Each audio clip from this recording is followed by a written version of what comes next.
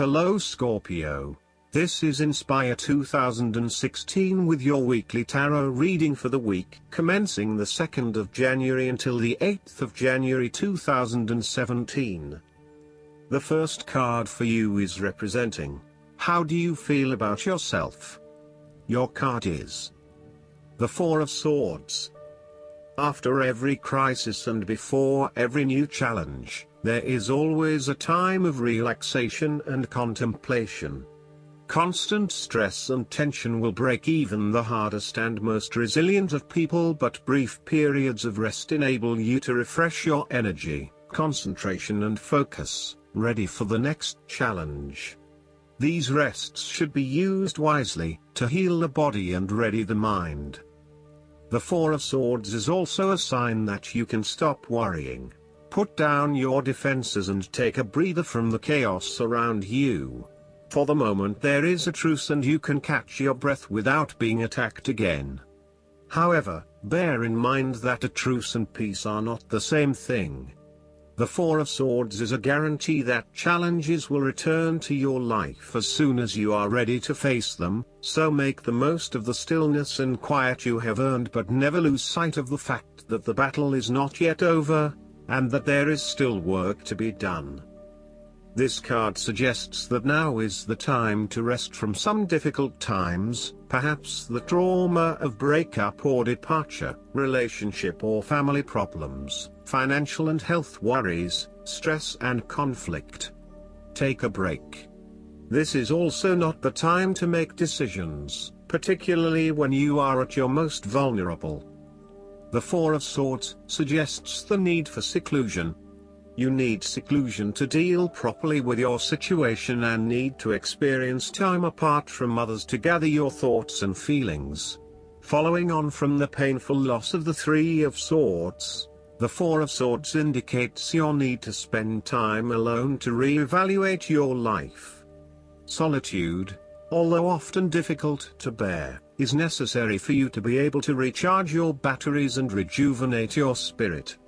This solitary experience always bears fruit in an experience of greater inner strength and confidence. Retreat from pain, conflict and distractions, and rid yourself of stress and anxiety. Ground and recharge yourself. Look inward for a real change and meditate daily. In a practical sense, the Four of Swords is an indicator that you need to have some time out from your current circumstances, to reflect and review your progress so far. This is a good time to re-evaluate and reassess your priorities. It is almost like conducting your own post-implementation review following a major milestone or a major challenge.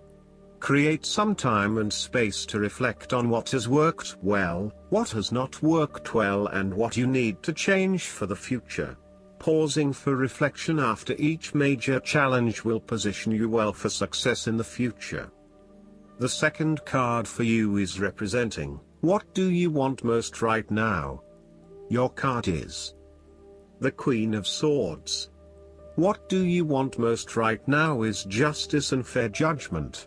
You will meet a female significant figure who is most likely from the air sign that can help you, who is stern and composed, and without much feeling. If you are single, she might be someone that you're looking forward to be your partner. On the other hand, this card also represents the intellect's ability to judge and discern impartially, without the influence of emotion or sentimentality. She likes to know the how, what, why, where, when and who of everything to help her make sense of her environment and to better understand others. It is not that she does not care about others, but she connects to other people through an intellectual understanding rather than an emotional understanding. The Queen of Swords is a sign that you need to be independent in thought and in judgment. You must use your unbiased intelligence in order to make a judgment of a particular situation, drawing upon every piece of information and fact that you have gathered along the way. Empathy or compassion towards others may distract you from the task at hand, so it is important that you think with your head and not with your heart at this particular time. Do not let emotion get in the way. Rather, use fact and logic to make your decisions. The Queen of Swords also has an innate ability to tell it like it is. She is a quick thinker and highly perceptive, and as such, she can cut through the noise and confusion to get straight to the point. There is certainly no beating about the bush, or softening of her comments, opinions and thoughts. She is upfront and honest about her opinions, and expects the same from others. The best way to interact with the Queen of Swords, therefore, is to remain as impartial as possible, and to present your thoughts and opinions concisely and honestly. The third card for you is representing your fears. Your card is the Nine of Pentacles. You are afraid of financial setbacks, or you have experienced a loss due to unwise decisions or foolish actions. Your foundations may be about to give way. If they do, learn from your mistakes and build a more solid and secure foundation next time. The Nine of Pentacles can also indicate an overinvestment in work. You are working long hours at the detriment of your personal life. This is a good time to return to a natural setting, for example a forest, beach, mountain or lake, to restore your energies and rejuvenate yourself. You may need to release some of your focus on needing to sustain particular income and a particular standard of living, especially if this is coming in the way of other life priorities such as family or relationships. You may think you need the best of everything, but really, all you need is your family and loved ones around you. Do not be afraid to take a cut to your income for a short time or to reduce your hours at work, even if this means that you have to eat rice and beans each night for a week to make up for it. It is important that you are focused on what is most important to you. Finances may need to come second, and while you need to at least have food on the table, there may be some areas where you can cut back and reduce your dependence on material wealth. You want to be able to lead a luxurious life, but there is something getting in the way. For example, part of you knows you deserve a beautiful home, but another part of you doubts yourself and whether or not you can truly afford it, or whether you are going too far and splurging.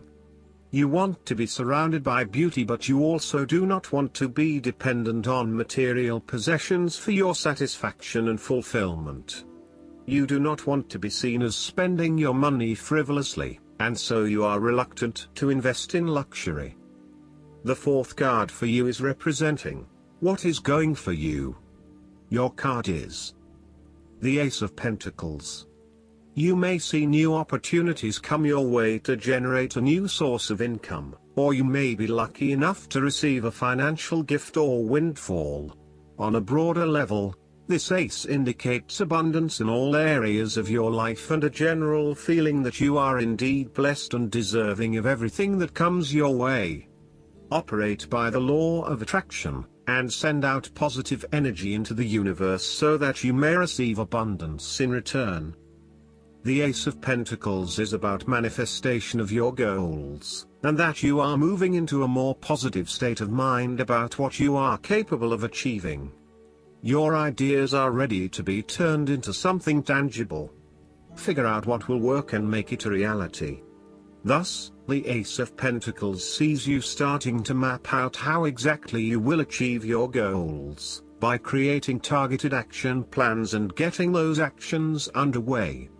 There are opportunities that are becoming available to you that will help you to manifest your goals and realize your inner potential, whilst at the same time generate some level of income and financial support.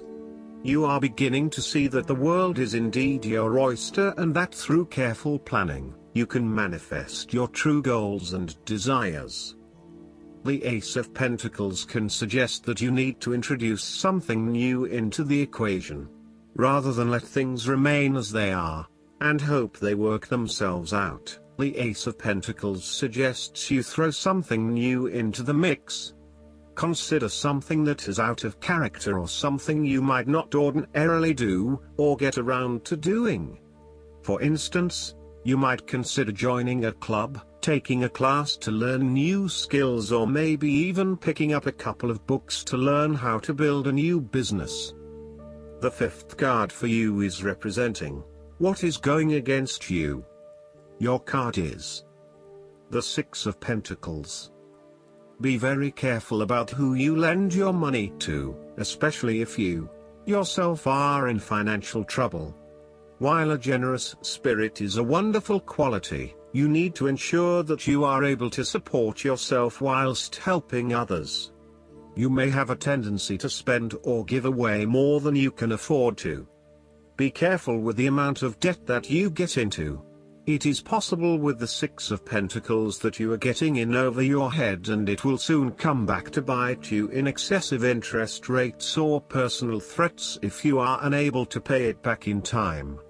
Be wary, too, of get-rich-quick schemes that are more likely to leave you with a hole in your pocket than a pile of cash. The Six of Pentacles sometimes reflects the selfish side of charity.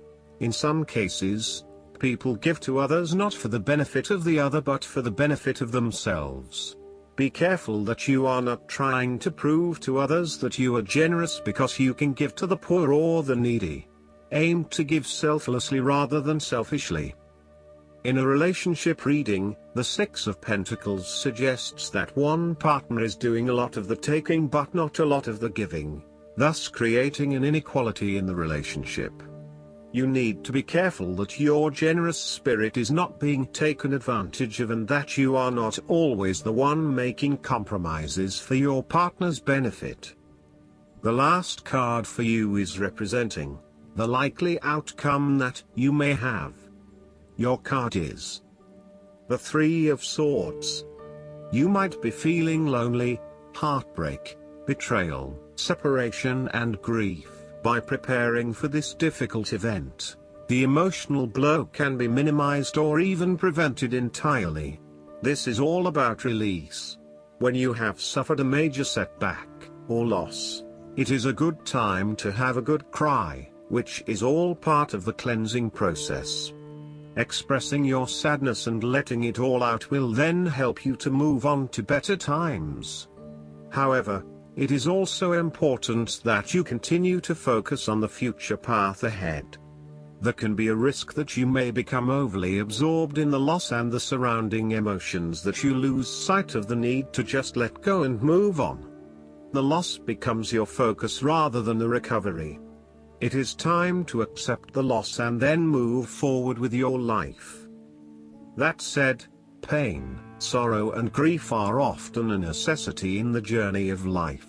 Without pain, there would be no challenge and no lessons learned. Pain can be a great motivator because it encourages you to surmount obstacles and ultimately learn from your mistakes. Each challenge you encounter creates that initial pain, which is inevitably turned into an opportunity to grow stronger and to change the direction of your life as a result of the lessons learned. While the pain may cloud your vision for a certain period, it will eventually allow you to see clearly and to put the past behind you. Though life seems meaningless at the time, recovery can and will occur. It takes faith, self-love, forgiveness and time. Count your blessings. The Three of Swords therefore serves as a reminder that if you can start to see pain as a learning opportunity, life will suddenly become less painful. You need to really get in touch with pain and sorrow. Challenges remain, but once they are no longer perceived as negative or bad, they lose a lot of their impact. This card is therefore encouraging you that you have the ability to conquer any pain that comes your way. Understand how the pain can help you grow. If someone has betrayed you and you do not think you can ever love again, challenge that belief. Do not be surprised when your heart emerges from darkness, capable of loving even more than before. Last but not least, the guidance card for you is the Hermit.